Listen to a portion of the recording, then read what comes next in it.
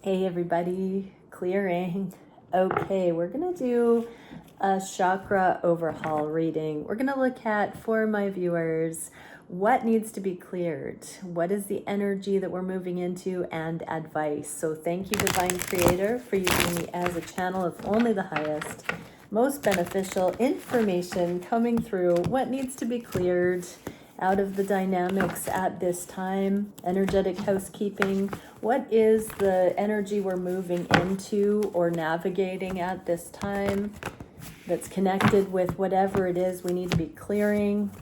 And what is it, advice that we can gain regarding what we're going to see here? Wow, I'm getting the Justice at the bottom of the deck again. That's been heavy in the energy. Okay, what can we see here?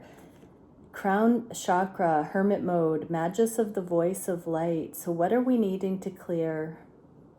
Needing to clear the things that keep us going into pronounced hermit mode, withdrawing, recoiling, reacting by running on some level, because when we are triggered, when we're fragile, we shut down, we go quiet, we go ghost.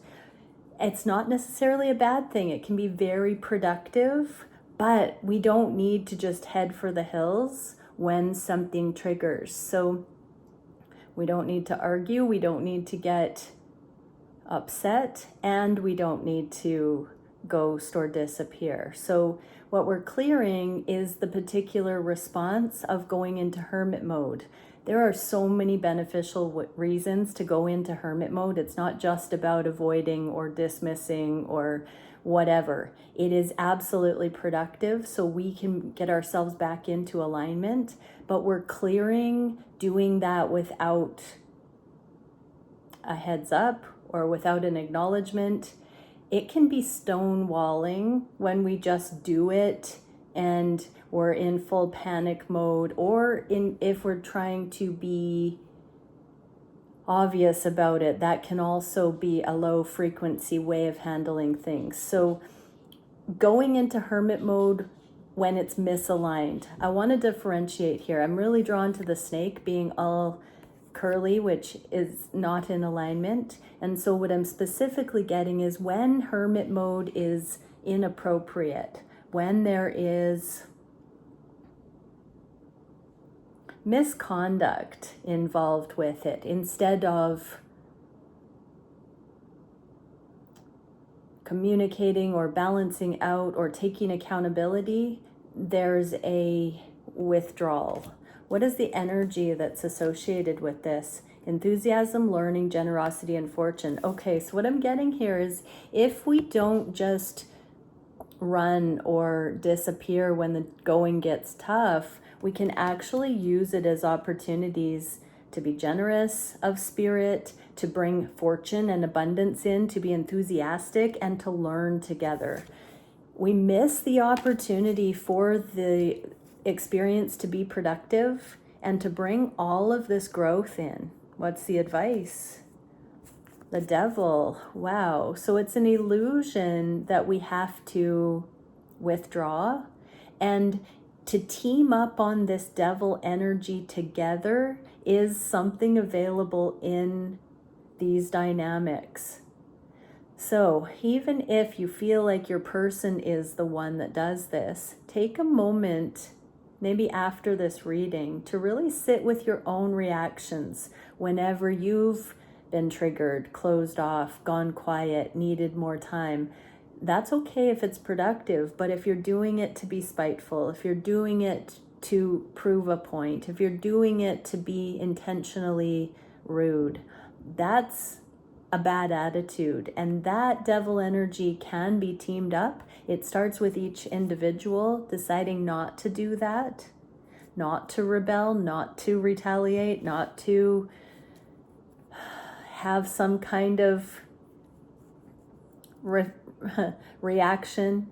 And so it starts with each, but eventually it will be navigated in the physical with the counterparts, and it will not be, even on a minute level, an influence. Okay, what can we see on the third eye chakra?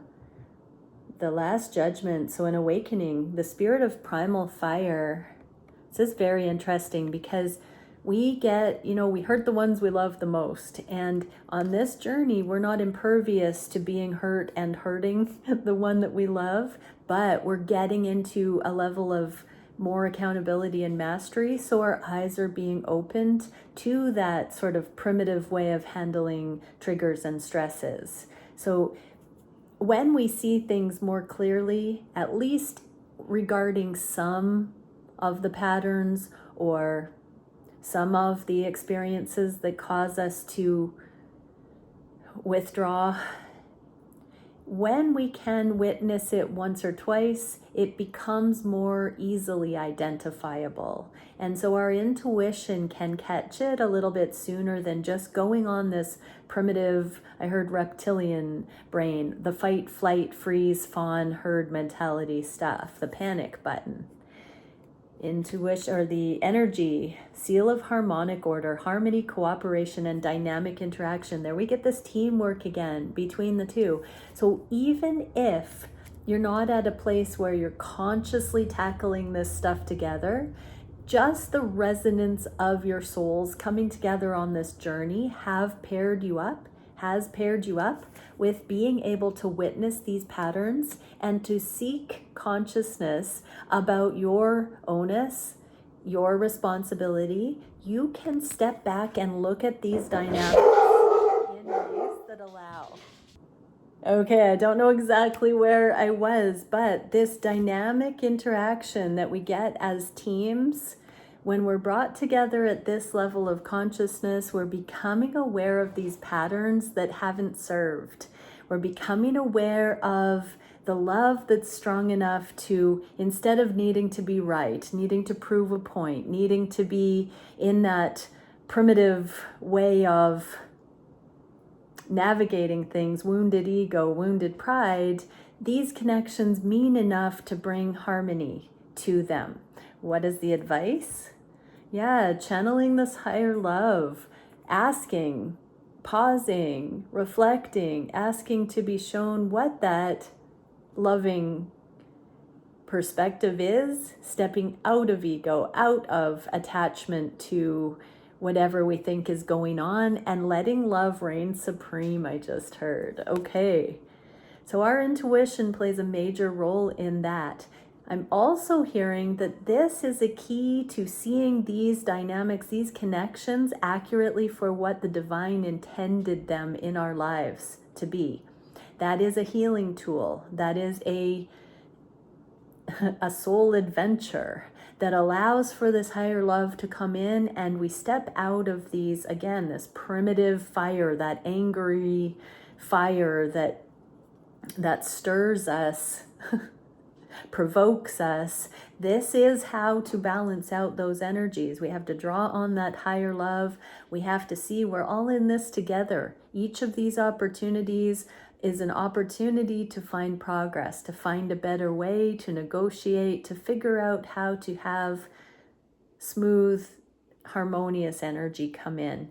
And we are paired up in these unlikely duos for exactly that purpose. What can we see on the throat chakra? Ace of Pentacles in the inverse. So, I just heard the false starts in these connections. The way that this new beginning seems to be elusive for many. One step ahead, it seems like it's coming along and then it's gone. We're clearing that by learning to communicate and not fumble the ball. When we get into these developmental stages where things go south, we can stop, drop, and roll. Fire safety. We don't have to go into that primitive fire. We can actually see it, and we can quench the fire by stepping out of ego and by looking at what we really want. Oftentimes when we're triggered, it's because it's tender, because we care so much, and because it's wounding. And so when we communicate in a new way, when we draw on the love that's actually, what we do desire here, when we focus on that instead of the wounding, we speak differently. It's a different layer. So the wounding's at this level. And if we drop into what really matters, that we care, we don't want division between the two, we are desiring a a win-win or a balance to come out of it. We don't just stay in that wounding, we get to the progress. So there's something here that allows for the new beginning, but also moves past these false starts. What is the energy we're working through? Etheric reflector. Yeah, we are. Spiritualization of matter and reflected light. So we can reflect the wounding back and forth, or we can be a light for each other. What can we see for advice? Yes, progress. It takes each of us to put down the swords and to look at the progress, to refocus on what we actually want to be seeing here. So with misunderstandings, things can be taken one way on the surface out of fear. And even if they are accurate, the way we're perceiving things, it doesn't mean that we need to settle for that. We can actually communicate about these things and we can find progress together. These connections draw in incredibly brilliant, beautiful souls. And so there is total hope here. So when we're seeing this stuff reflected back and forth, we can look at it objectively in non-attachment, and we can look at the systems and patterns. We don't need to get caught up in ego. Okay, so swords can also be about communication and talking things out, because we all want love here. We all want progress. We love each other so much in these dynamics. Isn't it about time the wounding take a back seat and we start talking about the love? I would say that I've observed a growth curve that looks like bickering and arguing in karmic situations, and then a developmental stage in these connections where instead of talking things out and arguing, there's a withdrawal. And now we're moving into mastery where we're actually learning enough about ourselves to speak and begin to talk in a trustworthy, no games, straightforward, honest way with each other. That's what I'm seeing here, is a new way of trusting and speaking and working through things together that doesn't result in arguments and division, but is growth-based, productive. What can we see on the heart space? What are we clearing? Six of Pentacles, Lord of material success. Okay, we're clearing the image, we're clearing the mask, we're clearing the looks good on the surface, the reputation. We're dropping in deeper. We don't need to just have easy scenarios anymore that are superficial. This is what we're clearing. We're clearing the image of the real thing. We're now learning how to actually deal with the energetics so that what you see is what you get. So it's not a front. What is the energy we're navigating? Temple of eventual destinies, benevolent spiritual progression, enlightenment. Yeah, so we're bringing maturity, we're bringing wisdom, we're bringing awareness to more than meets the eye.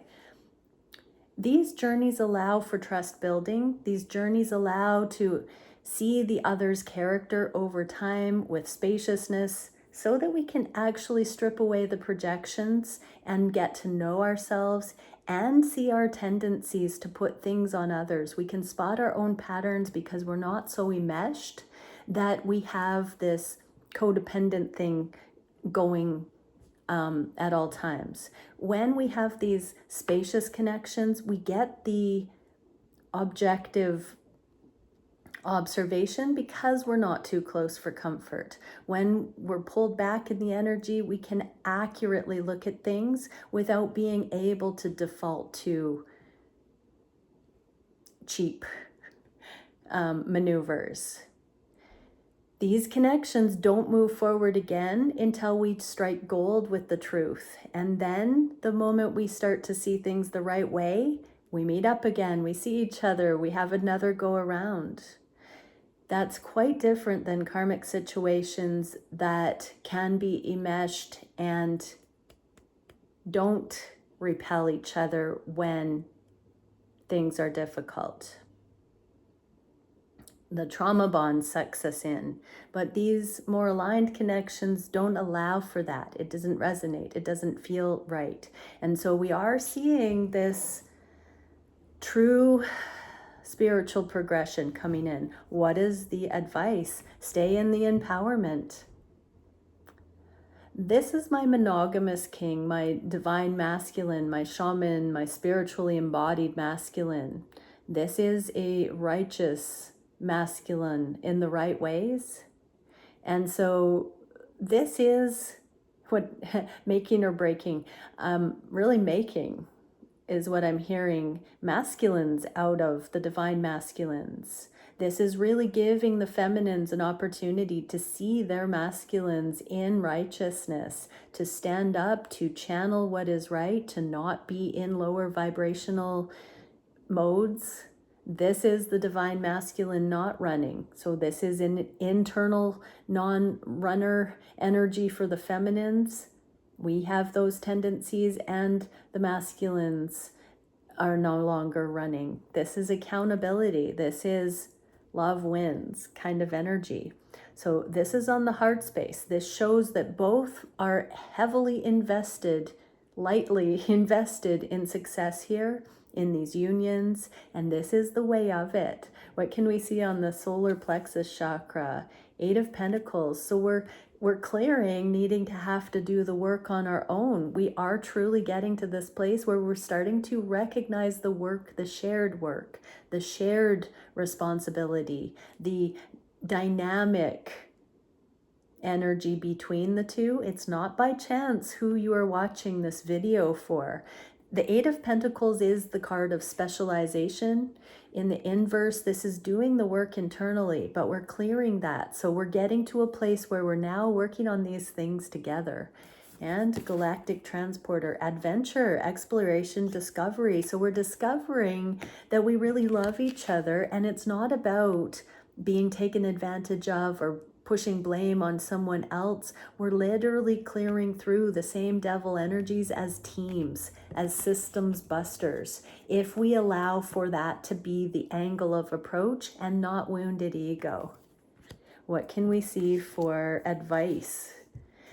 Go for gold, go for the happiness. It all works together. You pull this string here, they're all connected. This one gets pulled. And so if you're, it's the butterfly effect. What you do for self, you do for other. And just as we saw the reflected light, we can reflect wounding, and it can be just a ping pong ricochet of yuck, or we can start shining that light and love and progress in difficult times in these connections. We can be a bigger person, not the bigger person in a competitive way, but we can come back to center. We can drop into the truth of what we really want to be seeing, and we don't just have to mirror back the wounding. It's bringing up another thing that I know that I've channeled a few times, and that is about being an empath. Oftentimes when we're fine in our own energy and somebody brings something to us and all of a sudden we're feeling pain, that is a empathic transference that you are now feeling the status of energy that person was in when they transferred that to you. If you were totally fine and then all of a sudden, boom, it came out of nowhere and now you're feeling some kind of way, that's you picking up on the level of disintegration or fear or wounding that person brought in. It will be a different interpretation for you with your personal symbols, your history, your experiences than where they're coming from, because they're a unique person. But the resonance, the level of discomfort or pain you feel is going to be a reflection of the level of pain or discomfort that person is in or not when they bring something to you. It doesn't just work with lower vibrational energies, it also works with joy. And so it all works together. But if we all are accountable for our own happiness, for our own responsibility, then we're reflecting light back and forth to each other. And then it's safe to talk about these things because there's no condemnation and judgment. There's mercy, humility, compassion, because we know the benefit of coming through these things instead of being in divisive energy. So this is really powerful negotiation stuff coming through. What can we see on the sacral chakra? What are we clearing? Princess of Pentacles. We're clearing the inconsistency, or just the ability to only have each other in little drips and drabs, I heard. So we're getting to a place where we can sustain longer periods of interaction. What can we see for the energy we're in? Commitment, yes. So we're developing, so we're getting past the negotiation of character, the negotiation of integrity, the negotiation of trust. We've laid a foundation of that in these connections, and we're getting into the commitment. If you haven't laid a connection that way, this message has found you not by chance. This is to show you what happens when you do. And when we are fully present to the things that happen in these connections, and all things for that matter, instead of bringing in the past, superimposing things that aren't happening right now, adding insult to injury, when we clear through all of that and we're really truly present with what is in each moment, we have all the tools we need. We don't have more than we can handle, and we can trust that we are up for any challenge. It doesn't have to be a challenge either, because no matter what's coming up in the energy, emotionally, or that appears to be new or unfamiliar, all we need to do is draw from this safety that we get when we're in wholeness and ask to be shown what we need to know in any moment about things. And so when we do that together as counterparts, we're unstoppable. So there is a resolution in this energy and flexibility coming in. So the challenges that each couple is experiencing are here to draw to the surface this way of working through things on the fly, in stride, with ease, by both, not adding insult to injury, so that there are simple awarenesses that are essential and not layered with all kinds of ego and pride. We're stripping away that way of navigating because of the healing, because of the karma clearing, because we're learning to see the wisdom in things. What is the advice? Okay, if there's anything gnarly going on right now, it is so you can apply this reading to those dynamics and find a more harmonious way to deal with things. So I'm hearing it is going to change the communication in the dynamics, because we're not going to be hiding behind the ways that we've approached in the past when we're being sheepish or guilty or shameful or fearful or even aggressive or passionate. So the emotional ladder is apathy. So we may have handled things by just shutting down. Guilt and shame, we might say and do things or cope in ways we're not proud of. Anger, we may just blow up and demonstrate that we're bothered, but that's not necessarily productive. Even passion, when anger is becoming productive, it can be passionate. We can really get behind a cause, right? We can activate, but that can have a misguided agenda. Neutrality is the first really objective and productive energy to be in, because it's not based in fear. Those lower vibrational resonance are all connected with some degree of fear. We get into neutrality, love, unconditional love, miracles, ascended mastery. But when we're running amok in the lower things, we're still in ego, we're still in fear, we're in competition, lack, loss, grief, all of those things. This is saying we can come into neutrality and tackle these things harmoniously together. When we get to a place where we can be doing that consistently, that eliminates most of, I heard 99% of the stuff inside the relationship. Then you can tackle the things out in your reality as a team with flying colors, and you're not distracted on the home front. But each individual does need to get to a place where they have enough personal safety and wholeness that they are not insecure about their own worth and value,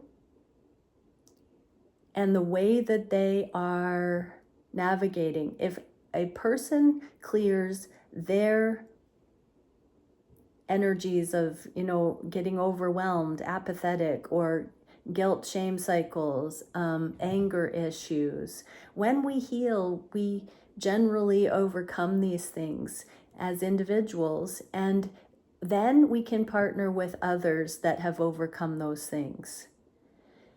That doesn't mean we're meant to be completely isolated and shun anybody who's still in that. No, it means be objective, see that the struggle is real, and don't add insult to injury. If you're in an energy where you can be objective about those things, don't bite the hook and fight. Don't argue, don't clash, don't be in war. If you're not in war within yourself, you're not in war with your counterpart. That doesn't mean things will move forward on the timeline that you want it to. It just means that you can have compassion if your counterpart is struggling, and that you're not going to handle it in a way that pokes at the bear intentionally to get a rise. Karmic energy, or energy that hasn't learned the wisdom yet, is fairly unconscious in that it still wants progress and love, but it has a funny way, a childish way of getting attention, or poking at things, or, condemning or criticizing or riling something up. If that's happening, it's not because there's no love in it. There just aren't any tools in how to ask for understanding. It's more done out of judgment. It still gets a result. It gets a response. It gets a reaction. It's not necessarily a smooth, productive thing.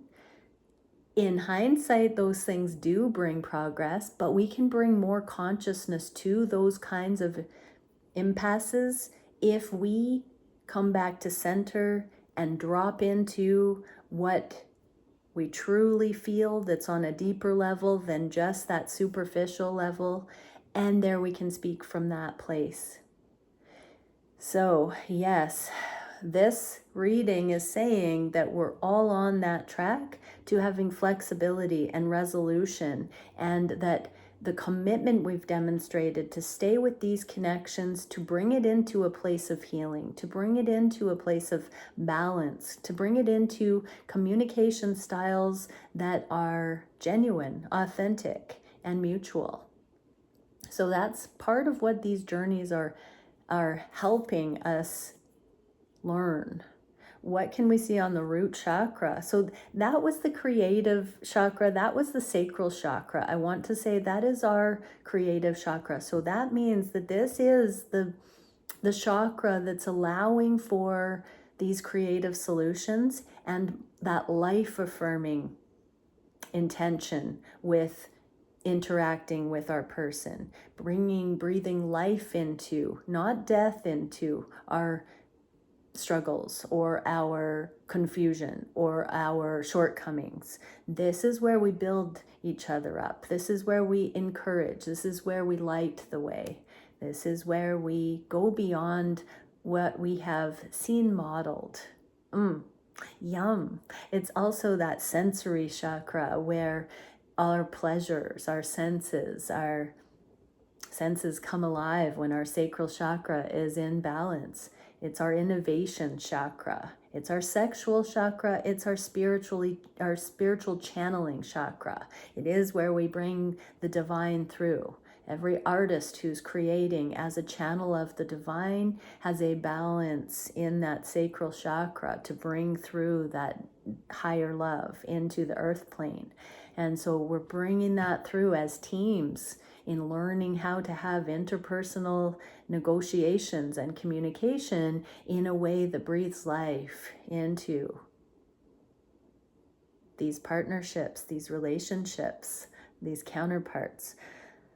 Okay, root chakra, we get the abandonment trigger here, the 10 of Swords, Lord of Ruin. So that's what we're clearing. This whole idea that we're at odds, that we have to, that we're abandoned or we're abandoning when things get challenging or when we're triggered or when we see things playing out in a way that seems to be like wounded experiences of the past. We're clearing that in these connections. And joy, playfulness, and pleasure. Exactly. So here is the root. We're grounding into pleasure because we're clearing out this energy of abandonment, this energy of lack of worthiness, this energy of ruin.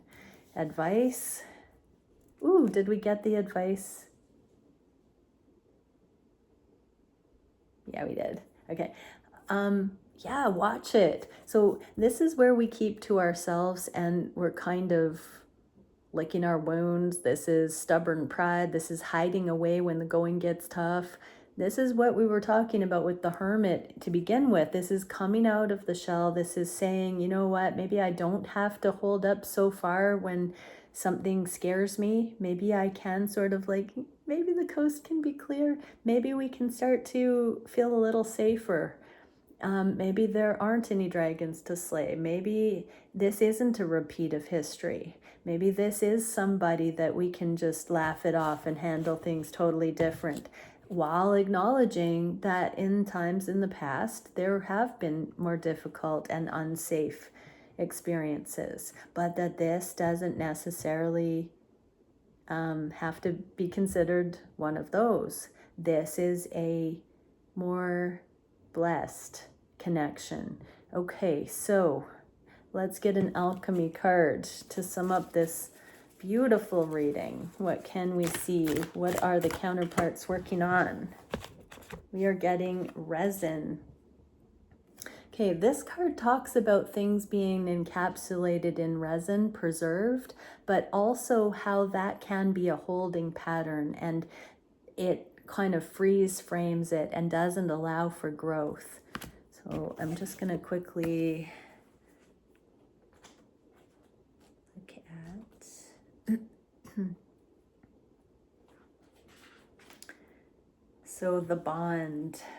Resin is a miraculous miracle or material. It offers both stability and transparency. Okay, so we do have some themes of stability, transparency, and progress coming in here. But right now we've gotten to a level of stability that allows for the transparency. Beautiful. For centuries, sculptors and active archivists, have used it to capture an object in time and place, preserving it for observation or adoration.